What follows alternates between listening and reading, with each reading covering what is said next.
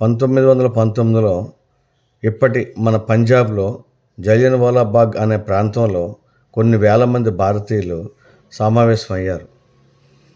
ఆ విషయం తెలుసుకున్న అప్పటి జనరల్ రిగనాల్డ్ డయ్యర్ అనే వ్యక్తి నాయకత్వం వహించి మన భారతీయుల్ని ఎందరినో చంపించేశాడు.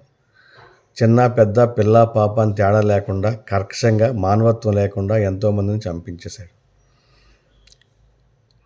ఆ కేసు కోర్టుకు వచ్చింది.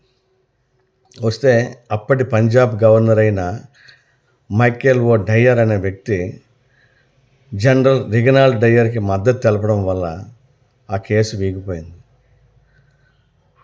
దాని మీద ప్రతీకారం తీర్చుకోవాలని పంజాబ్లో ఉన్న ఒక దేశభక్తుడు ఉధామ్ సింగ్ అనే వ్యక్తి 1940లో లండన్ వెళ్ళాడు. అక్కడ క్యాక్స్టన్ హాల్లో సమావేశం అయిన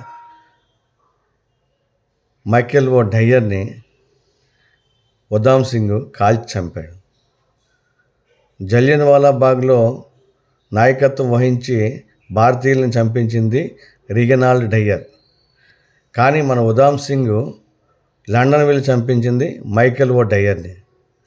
చాలామందికి ఈ విషయం తెలియదు. ఉధామ్ సింగ్ అనే వ్యక్తి భారతీయుడు, దేశభక్తుడు లండన్ వెళ్ళి జలియన్వాలా బాగ్లో హింస రేపిన వ్యక్తినే చంపారు అనుకుంటారు అందరూ. కానీ వాస్తవం అది కాదు. అక్కడ హింస రేపింది రిగనాల్డ్ డయ్యర్. దానికి మద్దతు తెలిపింది మైకేల్ ఓ డయ్యర్. బాగా అర్థం చేసుకోండి. అయితే మన ఉధామ్ సింగ్ని 1940 జూలై 31న ఉరి తీశారు. ఎంత జరుగుతున్నా మరి గాంధీ ఎక్కడున్నారో తెలియదు.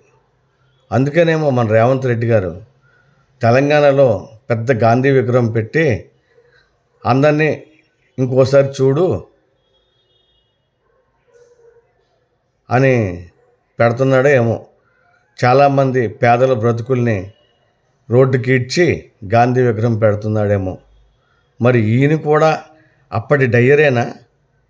ఆ జన్మ అయిపోయిన తర్వాత ఈ జన్మలో డయ్యర్ అయిన వ్యక్తి రేవంత్ రెడ్డి రూపంలో తెలంగాణలో నివసిస్తున్నాడా, బ్రతుకుతున్నాడా? ఇది అర్థం కాని ప్రశ్న. జై హింద్, జై భారత్.